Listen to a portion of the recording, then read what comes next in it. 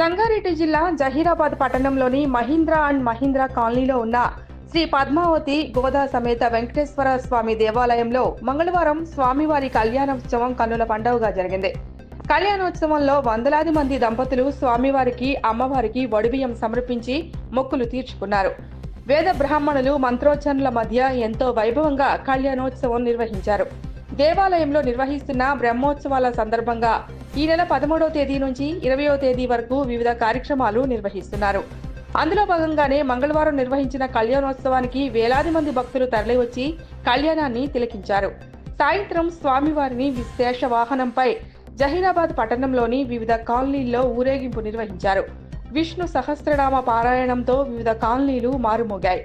ఆలయ కమిటీ అధ్యక్షులు నరసింహారెడ్డి, ప్రధాన కార్యదర్శి ఎన్ రాజేష్, ఉపాధ్యక్షులు కె సంగారెడ్డి, వీరాస్వామి, జానారెడ్డి, చంద్రకాంత్ రెడ్డిలు భక్తులకు ఎలాంటి ఇబ్బందులు కలగకుండా అన్ని ఏర్పాట్లు చేశారు.